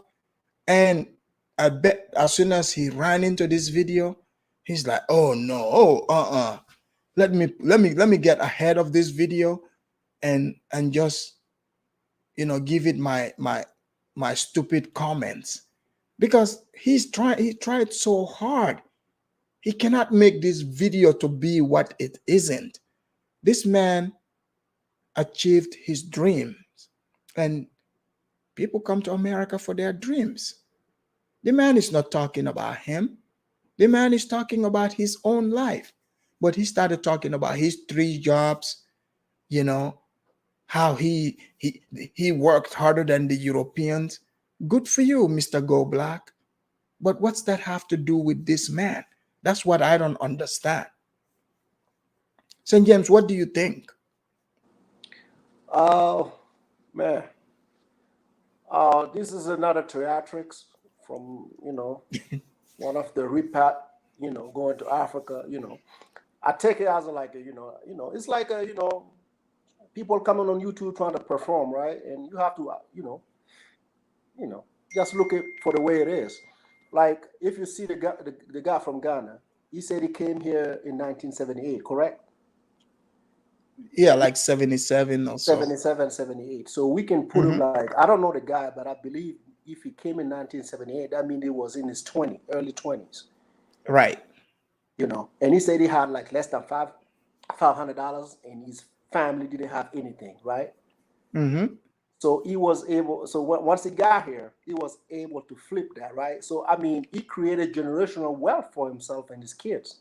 Literally, he changed the dynamic of his entire family. This needed to be saluted first, right? In one generation. In one generation, he changed everything. No complaints, no nothing. And he told everything he went through in order to get to that. And he said, I have a book that will show you how to do it. You see what I'm saying? He's not selfish. He's not right. He's not selfish. It's not telling you, okay, I made it. I found myself a way to make it, but I'm not going to show you. He said in himself, I can show you. You see what I'm saying? So, but right. These people, like the people in America, a lot of people, let's say a lot of black people here, the victimhood mentality is unbelievable. It's beyond. It's beyond comprehension. If I'm making it and I'm doing it better than you or anybody else, and I'm like, I have the time to teach you, that need to be saluted. Those people need to be brought to the forefront. Those are the people we don't have in the neighborhood. Those are the people we don't have in the community, because most of these people that left, they don't want to come back. But once we get those people who can teach the youth on how to change their life and become successful in America, we have to shame them. You see what I'm saying? But that's the thing. It's like, it's not just, somebody, because in America, you can choose to be whatever. If you want to be a victim, that's cool too. But for them, many of these people, it's not enough for them to be have the victim mindset. They have to come and shame you or convince you to be like them. And you're like, hey, that's not my story. I don't see myself this way. And I'm going to continue doing what I'm doing. But they want to hate on other people who are doing better. It's like, it's crazy. It is crazy. What did you gather even from this video? Because I don't get what he's trying to push here. He said a lot of things that's not true. So when he said about the white people and they ain't working no 2 jobs, that's a lie. Oh, I know. That's why I didn't even address that. I'm like, white people? Are you kidding me? There's a lot of white people working 2-3 jobs. Like, what are you talking about? Struggling just like you. Getting evicted from their place, no money to pay. waiting for government assistance to get by, those are here. Those people live here in America. So you can't, it's like every time it has to be black have to struggle more. They have to, I get that, but but we also live here. A lot of, like, for me, Alpha I look at it this way, right? I'm happy that we are having this conversation. To me, a lot of Americans don't know about our struggle. Africans in particular, they don't understand our struggle here. So they speak for us, and they make a lot of projections, which sometimes are not true, but they run with it. But the problem when you run with it and you come across someone who's telling you, my brother, this is not factual. Let me tell you exactly how things are going in my community. You get the pushback. You get because that tells you that they've swallowed the lie and they don't care about hearing what the truth is. It's a narrative that they want to keep pushing. Because I've run into people who the same thing. They would say, "Oh, the Africans, they are giving, the government give you free stuff." I'm like, what? Where is this happening at? But this is what they are telling themselves. And when you're like, no, that's not true, then now you are the coon, for not accepting that. Like, you're like, no, that's not yeah. Oh, Diego, go ahead. I just want to say at the part he said that the whites built their wealth on them. If he actually does research, you can see that the richer states in America are the ones with the less amount of blacks there. Right. So I don't understand what he's saying. See, we gotta get information and approach it from an information perspective. Yep. Well, that's the thing. It's like, it's a choice in America, just like the man said.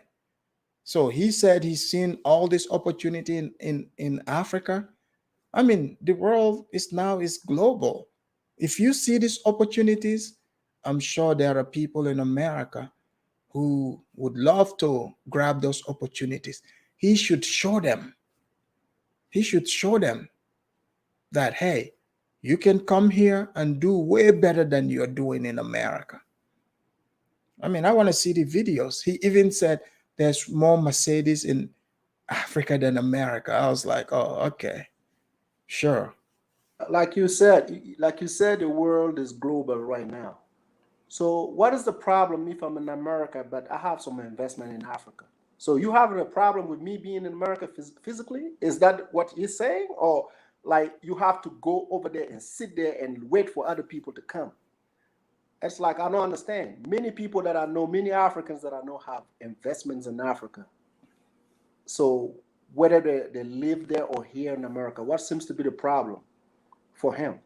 If he can go to Africa and become richer, we all hope. I know all of us here. We will cheer for him if he becomes a millionaire in Africa. Mm-hmm. Whether he live there or he live in America or go back and forth, we will cheer for him. But show us the results. Show us what you have accomplished, so you can teach the others who are planning to come here. I'm not saying stop them. Teach them how they can become successful, because this guy is doing that. The guy in America from Ghana is doing just that. So show us, not on YouTube, everything I touch become gold. How many lives have you changed? It's beyond me. Just like, for example, Trey here.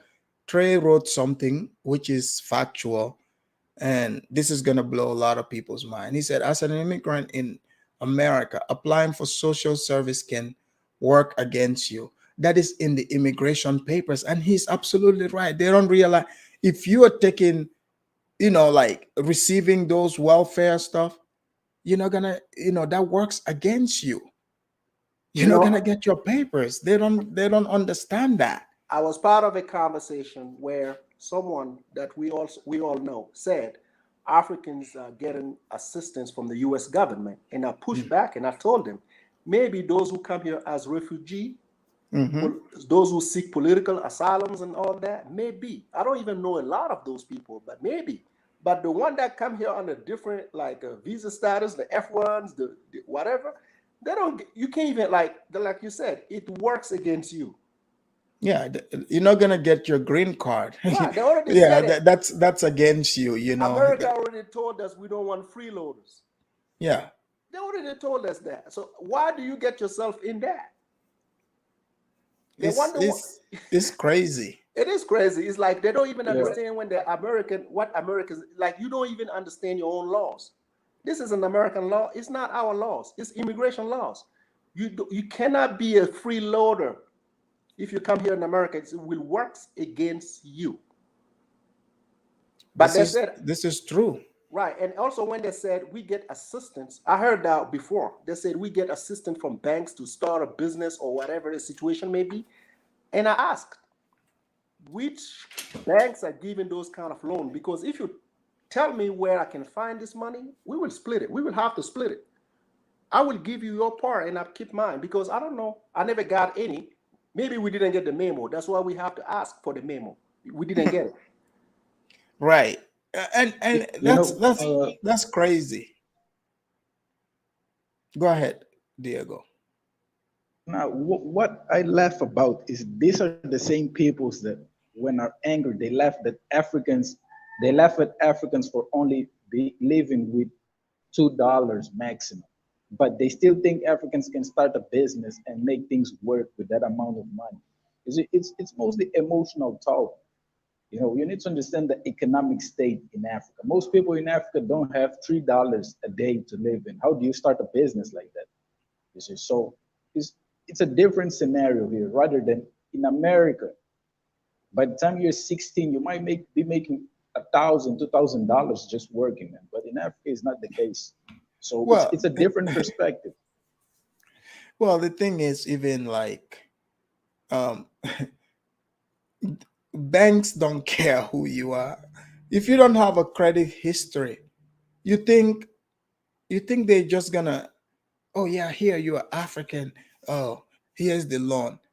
Like, how can they guarantee that you're gonna pay back? You have to have good credit history.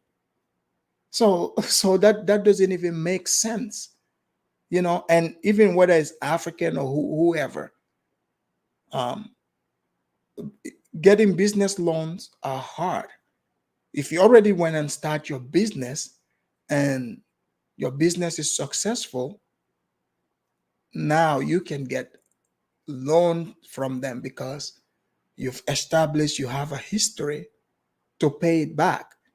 If banks are just gonna hand over, loans to people because they are Africans, they wouldn't be in business long, you know.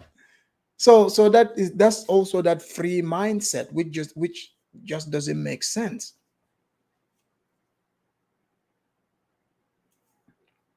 Like St. James, have you received any loans because you're African? To be honest with you, I'm looking for the information. Maybe there is some sort of loan waiting for me somewhere that I don't know of. You know, if you Well, when you find it, let me know. Let me know. absolutely, I will, bro. I will, Yeah, because the problem is that those people who talk like that, we have problems. We can't get them to come to talk to us. You see what I'm saying? Because they stay on their platform and they talk about all these things, and I'm like, okay, you know what? You guys should tell us. Maybe we can split the money. Right. We can split the money. It's like any resources we get from the U.S. government that you guys don't get. Trust me, we can split it. We can Yeah, split it. yeah, because I had a conversation with a guy before, a black guy. He started telling me about he wants to start a business. I was like, yeah, that's good, go for it. He's like, oh, but they wouldn't give me loan. I said, you can work, save your money, and start the business and scale up. He's like, they give loans to other people. It's like this guy is making excuses upon excuses. It's like this multi-million-dollar, loans. I said, do you have $1 million collateral to put down? He doesn't have it, obviously. He's like, oh, you must be African. I said, what's that supposed to mean? He's like, because you guys get free loans. I said, free loans?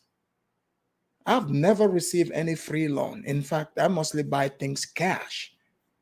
So I don't know what you're talking about. So if you're sitting here waiting for other people to give you the handout, it would never happen. This is why I was asking, what is the benefits? Where's the benefits of being black in America? This blackness that people want to push on you. You know, where's the benefit? Don't you think if there was an actual benefit, like saying the Africans get the loan, don't you think they would be like, oh, you should be African? I'm pretty sure some people would change their names to African name, but this is not reality. So it just tells you like you're dealing with a group of people, not all, but most, who are living in this fantasy, you know, and Go Black, he's not, you know, he doesn't care. It seems like he just want to push and perpetrate these lies. Man, you should go look at the comment section of that video. I mean, for me, like I wasn't surprised, but it's just sad to see how many people are actually really, really that ignorant and and just embrace being victims. It's almost like a high. Like it's a high for most of these people. I don't get it. Hey, so Diego, you're over in Africa, right? Yes, yes, I'm So in Diego, Mozambique. can you just go around in Mozambique and get 2, 3 jobs, going to college and just making it big like that guy? That will be a dream. That will be a dream. I can do that. St. James, Here, someone here said, this is funny. Go ahead. nah, I can't do that, man. We don't have enough jobs here to do that. St. James, listen to this person's narrative here. J. Clevin Thompson. He said, I know that the white man is lenient on Africans. Again, it goes to show you that the idea is they believe the white man has to do it for them. So if they see you, they think it's a white man that gave you the stuff. It's not your own work. You know, it's the white man. So he said the white man is lenient on you. And what do you think he's saying? I mean, because you Well, live here in the States, I don't know what he means by that. okay. On the one end, I hear about someone saying that, Africans are dociles at the place of work. They take all kind of abuse. And today I'm hearing that the white man is lenient. Which is which? It's Which is which? I know, right? It's a It's good like, question. which is which? I mean, we are dociles and they can do whatever they want to do to us, and we don't complain because we are immigrants and we take anything. But today he said the white man is lenient. So I don't know. That's why, Well, like I said, the theatrics is kind of, it's getting ridiculous. And when you have to answer all these questions here in America, you will become a failure yourself. You know, right, you will right. become a failure to address these people because you cannot. You see what I'm saying? So Africans don't come here and say this stuff about themselves. The people say those things to us and for us. You see Yeah, what I'm saying? which is ridiculous. Like Africans that I see, they're not worried about no loan. They want to buy a car, whatever, save up their money and go get it. So, oh, get something, they save, get a business, they work and save their money. Right. So, Working overtime and like in your struggling days, even now, like you have like the first conversation that you have with your people when you get here is like they will tell you your situation is a little different. I want you to be mindful. You shouldn't be mhm, working like the minimum, like working 40 hours and thinking that you're gonna be able to achieve the things you came to achieve here. So you always have to extend yourself. extend yourself. If the people around you are working 40 hours and you are only not using your brain yet, you are using your muscle or whatever the situation may be, maybe you should work 60, get the capital first, and or learn a trade. You see what I'm saying? But you always have Exactly. to, as an immigrant, if you cannot extend yourself, you will fail in this country. This is absolutely true. Right. We have Fuller Man here, Fuller Sport. Welcome to the show. Hey, how are you doing? How's it Oh going? man, your music is loud. Oh no, I was just passing by somewhere, Oh, but it should be hey, quiet. hey. Good to have you Yeah, on again. Welcome, welcome. yeah, What yeah. do you Thanks think? for having me. What do you think about Go Black's video? You know, I'm first generation immigrant here, so I've been here for a while. But you know, the thing is that when Black Americans talk about like Africa and stuff like that, about us leaving Africa and things like that, they don't really know the idea. They don't really have any ideas about the dynamics that are going on over there to be even talking about it. You know, sure, listen, anybody could take capital from this place, the United States, and live like a king in Africa. You can do that. Yes, you Right, can do that, right? But we don't start like that, okay? We don't have that luxury where we're born into families with capital and stuff like that. Most of right, us come from rural areas, or even if we do come from cities, we don't have access to capital like that. So, right,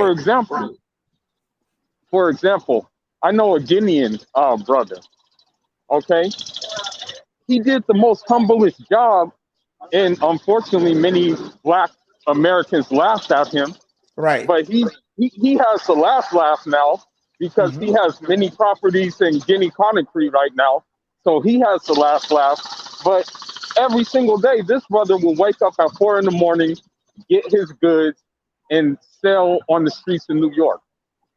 Ridiculed, laughed at, but still stayed quiet and did his thing. And now he's richer than a lot of people that I know. Right, But he's still quiet about it. So this is what I'm saying. Like, you complain about, oh, America this, America that, but are you willing to do the groundwork to like build yourself up? Are you willing to hawk on the street like that guy did as a yeah. means to an end? Well, that's the thing. If you look at most of these people, hey, fine. If you're born in America, you think America is a bad place, whatever. Hey, that's on you. That's fine. But don't be upset at other people who don't see America that way, you know? And if you look at it, just like the example you gave, some of the jobs that new immigrants do here, especially Africans, these same people would laugh at them. But within a short period of time, those people graduate from that, moving on, and even opening businesses. So I don't get it. I don't get it either. You know, I don't really get it either. And the thing I don't like, and this is gonna make them mad, but I don't like them when they try to group us with them in terms of just the thing we share in common is our skin color and the fact Yes. that we're in America. You Hmm. know, that's what we share in common. I can agree with that, but don't try to group me with you because of how and group me with your struggle based on the simple fact that of my skin color. You know what I mean? Most Right. of the time, and I'm not trying to play victim. Put it this way, I'm not trying to play victim, but most of the time we had to struggle twice as hard Right. because not only did we have to struggle with like just getting ourselves together and getting on and dealing with all the obstacles, but we also had to struggle with them basically ridiculing us because Right. I kid you not.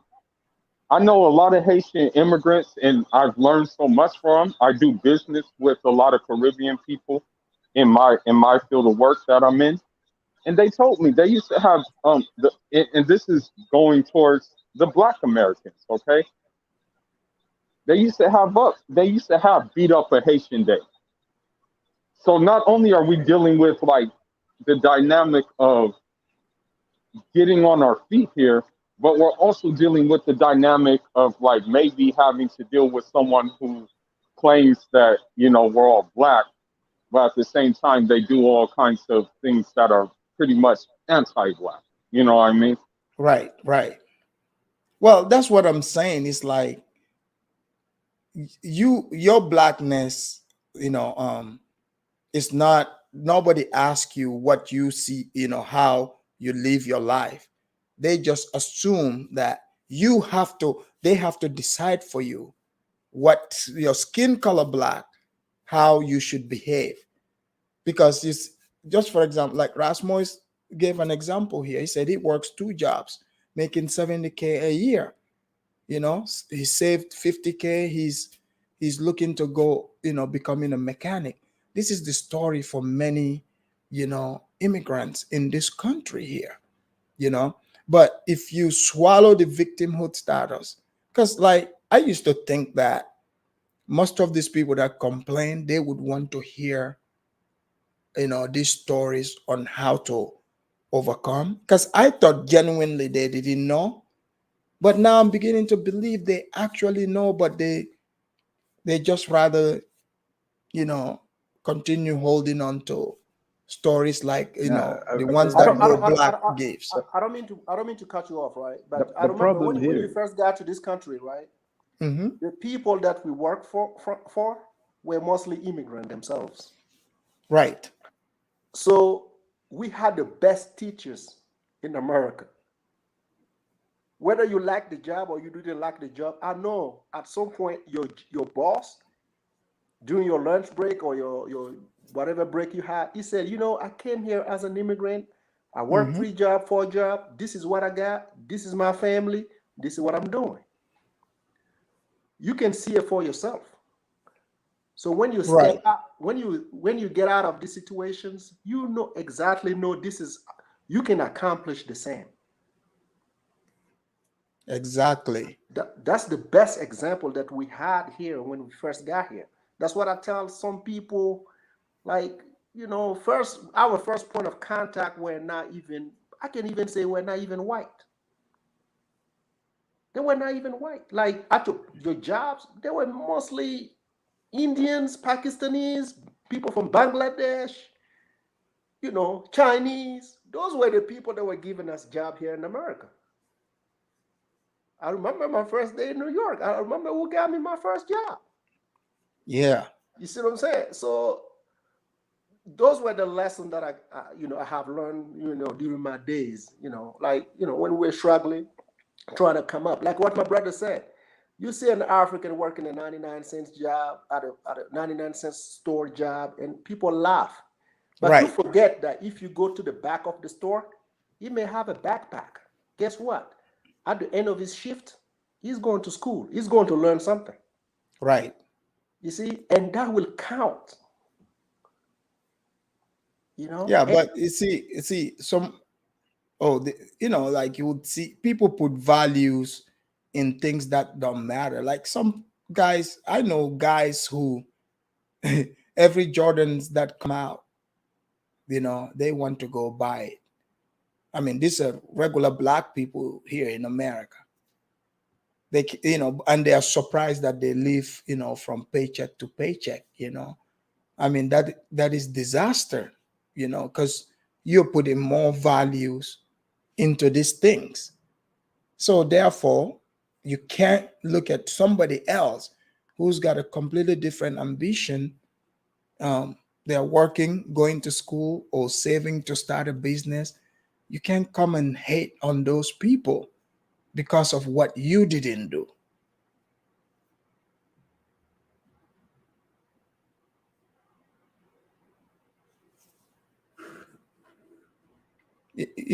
Can you guys hear me?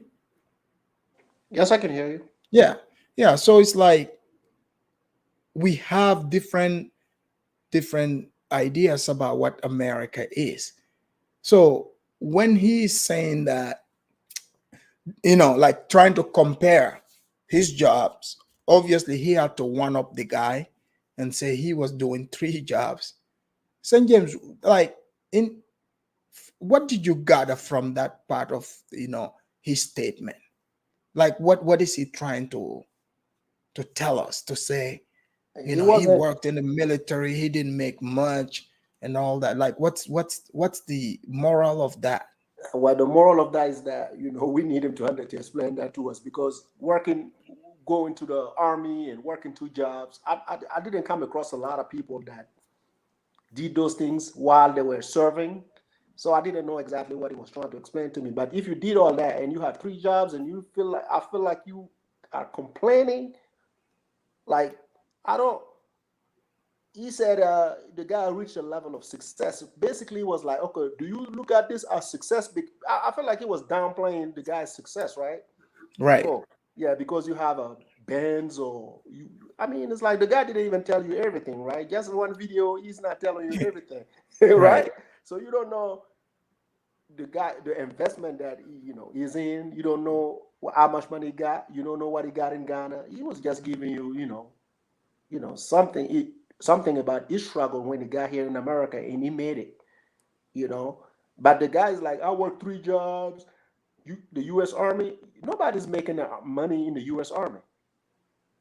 Do you go there Right. to make money? You're there to serve the country. Absolutely. So the two jobs, I didn't know which two jobs he did. If we had the titles of the job, maybe he was in the wrong industry. I don't know. If he's complaining about doing two jobs and still didn't make it happen in America, I guess the guy is like in his 40s or 50s. I'm like, bro, this guy came here when he was in his 20s, bro.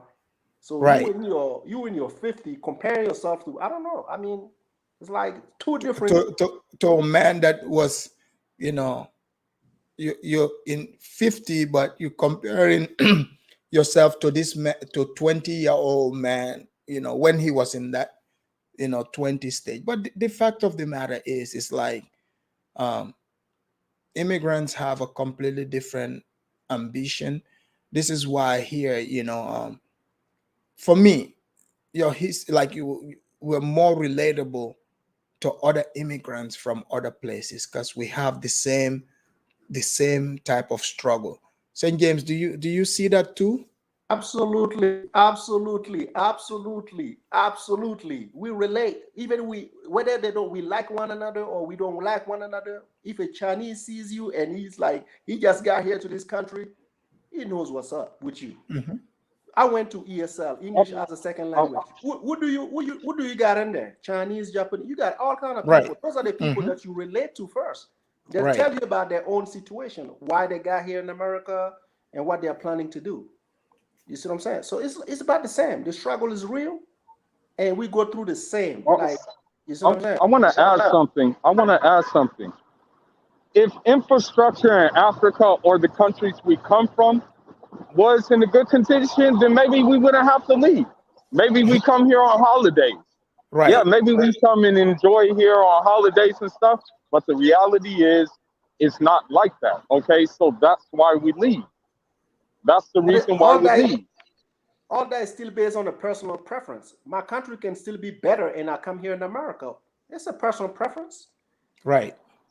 It can be that. I understand that. Some people, though, however, some people opt to stay. You know what I mean? Because they have a good situation, but that's not like the majority of people. That's the thing. It's not the majority of people who can like actually like just stay in Africa and thrive. It's just not a lot of people who can do that. And That's just the the thing bottom is, line.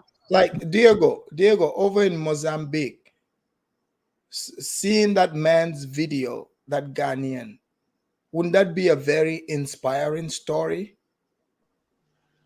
Very inspiring. It's very inspiring. Even if I had the opportunity to move to America, I would move to America. It's Oh, I very would simple. encourage you to. If you have that drive, Yeah. come on over. Don't let anyone fool you. There's plenty of opportunities, and there's Look, new ones they coming can up be every day. people can be angry, but the truth is everybody is more successful in America. Even Jews, Indians, everybody is more successful in America. So I don't have a problem. They can make a lot of noise. I work with statistics and information, not with emotions of people. That's emotion. Right. That's the truth, because you know, both said just do it legal. Yes, I mean legal, not illegally. Now But we are against coming here illegally, man. We are against that. We came here legally, and we will promote that to our people. I'm like in my community here as a Burkinabe. I usually get called for someone who's here illegally, or I always tell them, listen, I'm only willing to help somebody who's legal. If you cross the border and come here, I don't have these resources here for you. right, Let's be honest about it, because the right. struggle is real here with your illegal, even for the legal resident. You coming from the border, like, you listen, what can we do? You're gonna go to immigration, you can't get a job, you're gonna be no, people have to take care of you like a baby here until you get your some sort of legal status. Right. It's not we're not ready to do that for everybody, you know. Well, that's what blew my mind, how Go Black comparing himself to an immigrant. Literally. Literally, like to an immigrant. I'm like, dude, you're an American.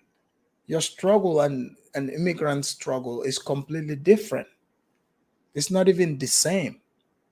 The man was even telling him he didn't have no girlfriend. What kind of people like?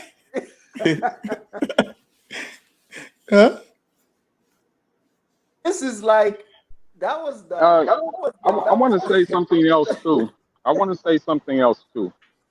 Um, a lot of times the black people born in this country, they like to show off like what they have, like to show off the cars, like to show off their houses and stuff like Right. that. And they say, okay, yeah, we're doing the thing, like we're up there. But most of the Africans I know who have these things, they're very quiet and they don't just like broadcast it and tell people and want all kinds of attention and stuff like that.